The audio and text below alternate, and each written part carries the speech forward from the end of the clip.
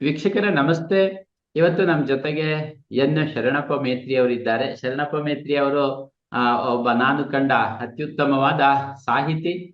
ಆ, ಎಮ್ಮೆ ತಮ್ಮನ ಕಗ್ಗ ಅಂತ ಹೇಳಿ, ಮಂಕುತಿಮ್ಮನ ಕಗ್ಗ ನೀವು ಕೇಳಿದಿರಿ ಬಹಳಷ್ಟು ಜನ. ಅದೇ ತರಹ ಎಮ್ಮೆ ತಮ್ಮನ ಕಗ್ಗ ತುಂಬಾ ಸುಂದರವಾದ ಒಂದು ಕೃತಿ. ನಮ್ಮ ಜೊತೆಗೆ ಸರ್ವ ಸಮೃದ್ಧಿ ಯೋಗ ನಿದ್ರಾ ಪರಿವಾರದಲ್ಲಿ ಸುಮಾರು 4-5 ತಿಂಗಳಿನಿಂದ ಭಾಗವಹಿಸ್ತಾ ಇದ್ದಾರೆ. ಆದ್ರೆ ಅವರು ಈ ಪುಸ್ತಕವನ್ನ ನೋಡಿದ ಮೇಲೆ ನನಗೆ ಗೊತ್ತಾಯ್ತು, ನಾವಿಲ್ಲಿ ಏನೆಲ್ಲ ಡಿಸ್ಕಸ್ ಮಾಡ್ತೀವಿ, ನಮ್ಮ ಜೀವನ ಹೇಗಿರ್ಬೇಕು, ನಮ್ಮ ಚಿಂತನೆ ಯೋಚನೆಗಳೆಲ್ಲ ಹೇಗಿರ್ಬೇಕು, ಅದನ್ನ ಆಲ್ರೆಡಿ ಅವರು ಅವ್ರ ಪುಸ್ತಕದಲ್ಲಿ ತುಂಬಾ ನೀಟಾಗಿ ಮಂಕುತಿಮ್ಮನ ಕಗ್ಗದ ತರಹ ಬರಹದಲ್ಲಿ ಬರೆದಿದ್ದಾರೆ. ಇವತ್ತು ನಾವು ಅವ್ರ ಜೊತೆಗೆ ಸ್ವಲ್ಪ ಹೊತ್ತು ಒಂದು ಸಂವಾದವನ್ನ ಮಾಡೋಣ.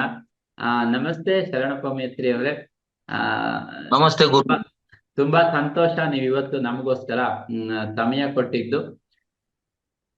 ನಿಮ್ಮ ಸಾಹಿತ್ಯದ ಪುಸ್ತಕ ನಾನು ಓದಿದೆ, ತುಂಬಾ ಆ ಚೆನ್ನಾಗ್ ಅನ್ನಿಸ್ತು. ಹೃದಯಕ್ಕೆ ಹಿತವಾಗುವ ತರಹ ಪದಗಳು ಮತ್ತೆ ಭಾವಗಳು ಅದರಲ್ಲಿ ಇದೆ. ಮೇತ್ರಿ ಅವರೇ, ನಿಮ್ಮನ್ನ ಪರಿಚಯ ಮಾಡ್ಕೊಳ್ತೀರಾ ನಿಮ್ಮ ನಮ್ಮ ಆಡಿಯನ್ಸಿಗೆ? ನಾನ್ ಹೇಳಿದ್ರೆ ಆಯ್ತು ಗುರೂಜಿ. ಹೇಳಿದ್ರೆ ಹೆಚ್ಚು ಚೆನ್ನಾಗಿರುತ್ತೆ ಅಂತ ಅನ್ಕೊಂಡೆ. ಹಾಗಾಗಿ ನಿಮ್ಗೆ ಈ ಪುಸ್ತಕ ಹೇಗೆ ಹೊರಗೆ ಬಂತು ಅದ್ರ ಬಗ್ಗೆನೂ ಸ್ವಲ್ಪ ಹೇಳಿದ್ರೆ ಚೆನ್ನಾಗಿರುತ್ತೆ. ನಿಮ್ ಆಯ್ತು ಸ್ಫೂರ್ತಿ ಏನು ಹಾಗೆ. ಆಯ್ತು ಗುರೂಜಿ. ಹ್ಮ್. ನನ್ನ ನನ್ನ ಹುಟ್ಟೂರು ಗುರೂಜಿ ಕೊಪ್ಪಳದ ಜಿಲ್ಲೆಯ ಯಲಬುರ್ಗಾ ತಾಲೂಕಿನ ಮುತ್ತಾಳ ಅಂತ ಗ್ರಾಮ. ಹಾ ಅಲ್ಲಿ ಹಾ ನನ್ನ ತಂದೆಯ ಹೆಸರು ಶಿವಪುತ್ರಪ್ಪ, ತಾಯಿ ಹೆಸರು ರಾಜೇಶ್ವರಿ ಅಂತ ಹೇಳಿ. ಹಾ ಹಾ ನಾನು ಹುಟ್ಟಿದ್ದಿಲ್ಲಿ ನಾನು ಹುಟ್ಟಿದ್ದಿಲ್ಲಿ ಗಂಗಾವತಿ ಪಕ್ಕದಲ್ಲಿರುವಂತ ಹೇರೂರು, ನಮ್ಮ ತಾಯಿ ತವ್ರ ಮನೆ. ಹಾ ಆ ಹಾ ಊರಿನಲ್ಲಿ 12-4-1958ರಲ್ಲಿ ಜನಿಸಿದೆ.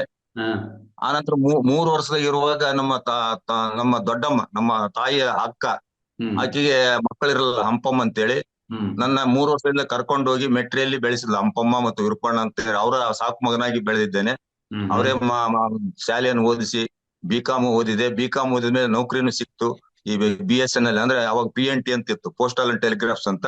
ಹಾ ಆ ಹಾ ನೌಕರಿ ಸಿಕ್ಮೇಲೆ ನಾನು ಬೆಳಗಾಮು, ರಾಯಚೂರು ಮತ್ತು ಹ್ಮ್ ಗಂಗಾವತಿಯಲ್ಲಿ ಬಹಳ ವರ್ಷ, ಒಂದು 18-20 ವರ್ಷ ಇಲ್ಲೇನೆ ಸರ್ವಿಸ್ ಮಾಡಿ, ಈಗ 1918ರಲ್ಲಿ ಮೇ 31ರಂದು ಹ್ಮ್ ರಿಟೈರ್ಡ್ ಆಗಿದ್ದೇನೆ.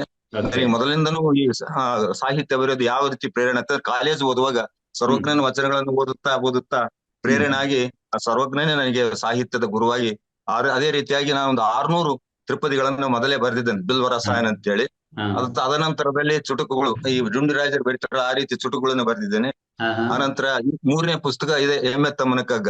ಓಹೋ. ಎಮ್ಮೆ ತಮ್ಮನ ಕಗ್ಗ ಬರ್ಲಿಕ್ಕೆ ಮುಖ್ಯ ಕಾರಣ ಏನಂದ್ರೆ, ಹಾ ನಾನು ಪತ್ರಿಜಿ ಗುರುಗಳು, ಹಾ ಆ ಪತ್ರಿಜಿ ಗುರುಗಳು ನಮ್ ಗಂಗಾವತಿಗೆ ಬಂದಿದ್ರು. ಹಾ ಅವರ ಒಂದು ಧ್ಯಾನ, ಪಿರಮಿಡ್ ಧ್ಯಾನವನ್ನು ಕಲ್ತ್ಕೊಂಡು, ಮತ್ತು ಓಹೋ. ಅವ್ರ ಜೊತೆಗೆ ಹ್ಮ್ ಒಂದು 4 ಸಲ ಅವರು ನನಗೆ ಭೇಟಿಯಾಗಿದ್ರು. ಹ್ಮ್ ಅವರ ಹ್ಮ್ ಜೊತೆಗಿನ ಧ್ಯಾನವನ್ನು ಕಲ್ತ್ಕೊಂಡು ಅದನ್ನೇ ಸುಮಾರು ಒಂದು 10-15 ವರ್ಷದಿಂದ ಧ್ಯಾನ ಮಾಡ್ತಾ ಬಂದೆ. ಹ್ಮ್ ಹ್ಮ್ ಮೊದಲಿಂದನೂ ನನಗೆ ಲಿಂಗ ಪೂಜೆ, ಮೊದಲಿಂದನೂ ಕೂಡ ನಾನು ನಾವು ಯಾಕಂದ್ರೆ ಲಿಂಗಾಯತರಾಗಿರೋದ್ರಿಂದ ಲಿಂಗ ಪೂಜೆ ಜೊತೆಗೆ ಈ ಧ್ಯಾನವನ್ನು ಮಾಡ್ತಾ ಇದ್ದೆ. ಹ್ಮ್ ಹೀಗಾಗಿ ಮತ್ತು ಅದ್ರ ಜೊತೆಗೇನೆ ಈ ಓಶೋ ಪುಸ್ತಕಗಳನ್ನ ಓದಕ್ ಶುರು ಮಾಡಿದೆ. ಹ್ಮ್ ಓಶೋ ಹ್ಮ್ ಏನಂದ್ರೆ, ಒಂದು ವಿಶ್ವಮಾನವನ ಪ್ರಜ್ಞೆ ಇಟ್ಟುಕೊಂಡು ಓಶೋ ಹ್ಮ್ ಏನ್ ಹೇಳಿದ್ರೆ, ಎಲ್ಲವನ್ನೂ ನಾವು ತಿಳ್ಕೊಬೇಕು, ಎಲ್ಲಾ ಹೌದು. ಧರ್ಮದವನ್ನು ತಿಳ್ಕೊಬೇಕು ಹ್ಮ್ ಅನ್ನೋಂತ ಒಂದು ಆಶಯ ನಮ್ಮ ಪತ್ರಿಜಿಯರ ಸಹಿತ ಅದೇ ಆಶಯ ಇತ್ತು. ಹ್ಮ್ ಅಂತ ಒಂದು ಆಶೆಯನ್ನು ಇಟ್ಕೊಂಡು ನಾನು ಆ ಒಂದು ಪುಸ್ತಕಗಳನ್ನ, ಅದ್ರಲ್ಲಿರ್ತಕ್ಕಂಥ ಎಲ್ಲಾ ಪುಸ್ತಕಗಳನ್ನ, ಆಧ್ಯಾತ್ಮ ಪುಸ್ತಕಗಳನ್ನ ಮೊದಲಿಂದನೂ ಓದ್ತಾ ಬರ್ತಾ ಇದ್ದೆ. ಹ್ಮ್ ಹ್ಮ್ ಅದ್ರಲ್ಲಿರ್ತಕ್ಕಂಥ ಸಾರಾಂಶ, ಕೆಲವೊಂದು ಧರ್ಮದಲ್ಲಿ ಕೆಟ್ಟವುದು ಇರ್ತವೆ, ಅವನ್ನೆಲ್ಲ ಹೌದು. ಬಿಟ್ಟು ಹ್ಮ್ ಒಳ್ಳೇದನ್ನ ಹ್ಮ್ ಅಷ್ಟೇ ಸ್ವೀಕಾರ ಮಾಡಿ, ಆ ಹ್ಮ್ ಒಂದು ಹ್ಮ್ ಎಮ್ಮೆ ತಮ್ಮನ ಕಗ್ಗ ಅಂತ ಬರೀ ಆಧ್ಯಾತ್ಮಿಕವಾಗಿ ಮೀಸಲಾಗಿರ್ತಕ್ಕಂಥ ಪುಸ್ತಕವನ್ನು 606 ಪುಸ್ತಕ ಅವುಗಳನ್ನ ಬರೆದೆ. ಅದನ್ನ ಹ್ಮ್ ಹ್ಮ್ ಪ್ರಕಟ ಮಾಡ್ಲಿಕ್ಕೆ ನಮ್ಮಲ್ಲಿ ಆ ಡಾಕ್ಟರ್ ಶಿವಕುಮಾರ್ ಅಂತೇಳಿ ಅವರು, ಆ ಪುಸ್ತಕ ಅದನ್ನ ನೋಡಿ, ಅದನ್ನ ಕೈ ಬರ ನೋಡಿ ಮೊದಲು ಹಾ ಪ್ರಕಟ ಮಾಡ್ಬೇಕಂತೂ ಸಾಕಷ್ಟು ಮಂದಿ ತಮ್ಮ ಡಾಕ್ಟರ್ಗಳ ಹತ್ರ ಹಾ ದುಡ್ಡನ್ನು ಕಲೆಕ್ಟ್ ಮಾಡಿ 19,000 ರೂಪಾಯಿ ಖರ್ಚಾಯ್ತು. ಈಗ 2010ರಲ್ಲಿ ಅದು ಪ್ರಕಟ ಆಯ್ತು. ಹಾ ಹಾ ಅದು ಪ್ರಕಟ ಆದ್ಮೇಲೆ ನಮ್ಮ ಇವ್ರಿಗೆ ಕಳಿಸ್ಕೊಟ್ಟೆ, ಹಿರೇಮಗಳವ್ರ ಕಣ್ಣನಾಗಿ. ಹಾ ಹಾ ಅವರು ಸರ್ವಜ್ಞಾಮೃತ ಅಂತ ಹೇಳಿ ಒಂದು ಉದಯ ಟಿವಿಯಲ್ಲಿ ಒಂದು ಕಾರ್ಯಕ್ರಮ ಬರ್ತೈತಿ ಬೆಳಗ್ಗೆ 7 ಗಂಟೆಗೆ. ಹಾ ಹಾ ಅದರಲ್ಲಿ ಸುಮಾರು ಒಂದು 30 ಎಪಿಸೋಡ್ ಅನ್ನು ಅವರು ಪ್ರಚಾರ ಮಾಡಿದ್ರು. ಹ್ಮ್ ಹ್ಮ್ ಪ್ರಚಾರ ಮಾಡಿದ ಮೇಲೆ ಆ ಪುಸ್ತಕ ನನ್ನಲ್ಲಿ ಅದು ಬಹಳಷ್ಟು ಆ, ಪ್ರಕಾ ಜನರು ಅದನ್ನ ಡಿಮ್ಯಾಂಡ್ ಮಾಡ್ಲಿಲ್ಲ.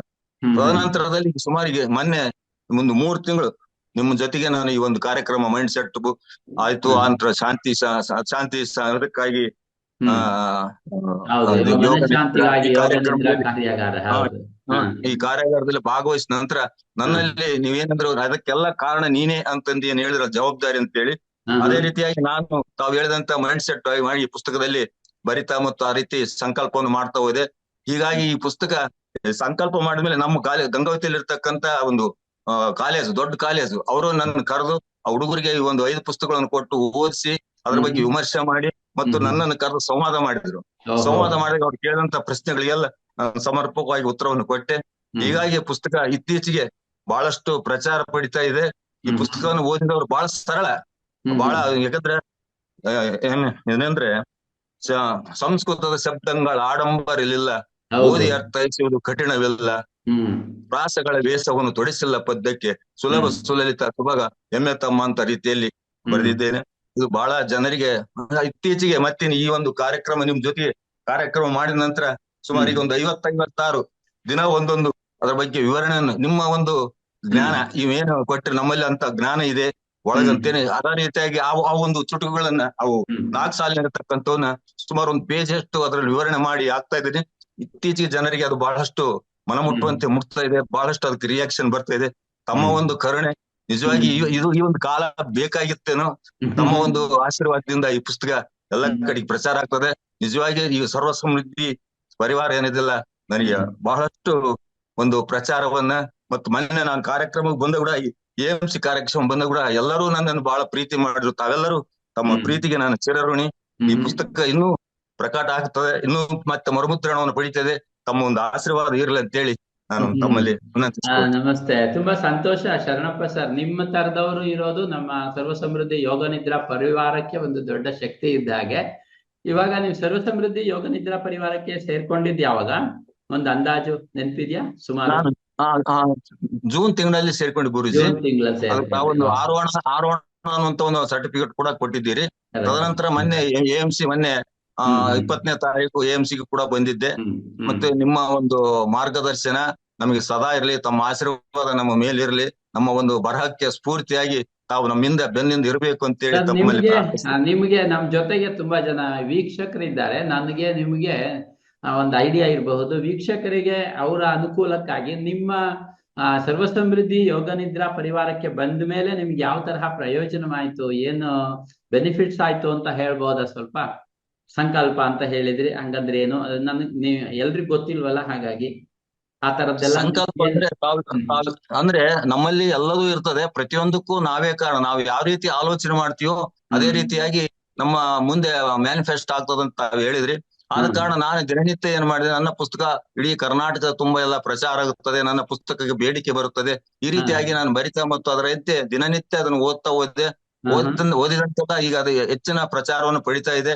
ಅದು ತಮ್ಮ ಒಂದು ಪ್ರೇರಣೆ ಮತ್ತು ತಮ್ಮ ಒಂದು ಮಾರ್ಗದರ್ಶನ, ಅದರಿಂದ ನನಗೆ ಬಹಳ ಉಪಯೋಗ ಆಗಿದೆ. ಈ ಪರಿವಾರ ಬರೇ ಈ ಪುಸ್ತಕದಂತಲ್ಲ, ನನ್ನ ಜೀವನದಲ್ಲಿ ಸಹಿತ ಅನೇಕ ಮಾರ್ಪಾಡುಗಳಾಗಿದ್ದಾವೆ.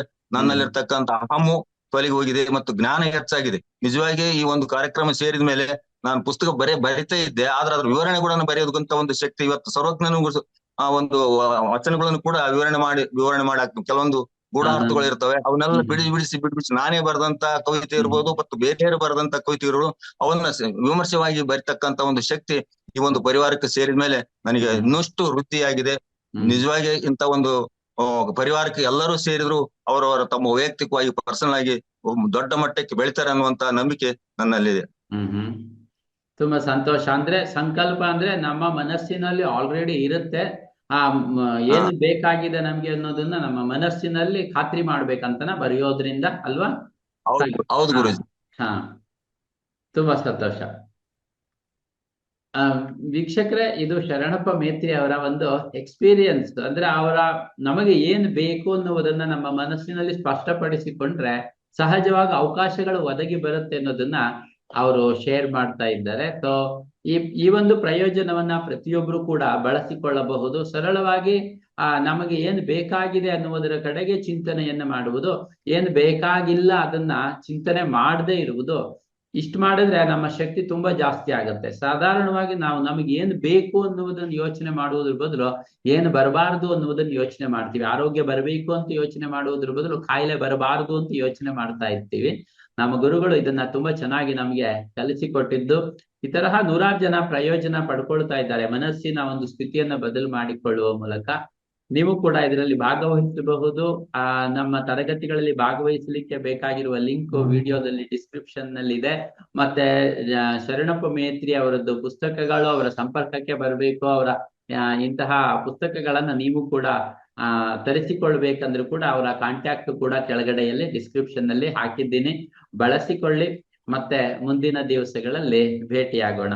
ಧನ್ಯವಾದ. ಮೇತ್ರಿ ಸರ್, ಇನ್ನೇನಾದ್ರು ಹೇಳಲಿಕ್ಕಿದ್ಯಾ ವೀಕ್ಷಕರಿಗೆ ನೀವು?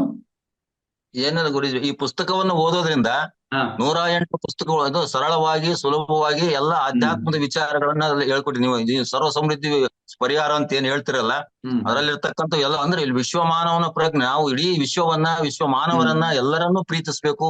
ಪಶು ಪಕ್ಷಿ ಪ್ರಾಣಿ ಗಿಡ ಮರ ಎಲ್ಲವನ್ನೂ ಪ್ರೀತಿಸೋದ್ರಿಂದ ನಮ್ಮಲ್ಲಿ ಪ್ರೀತಿ ಹೆಚ್ಚಾಗಿ ನಾವು ದೊಡ್ಡ ಮಟ್ಟಕ್ಕೆ ಬೆಳಿತೀವಿ ಮತ್ತು ಆನಂದ ಸುಖ ಸಂತೋಷವನ್ನ ನಾವು ಪಡಿತೀವಿ ಅನ್ನುವಂತ ಒಂದು ಕಲ್ಪನೆ ಆ ಪುಸ್ತಕದಲ್ಲಿ ಇದೆ.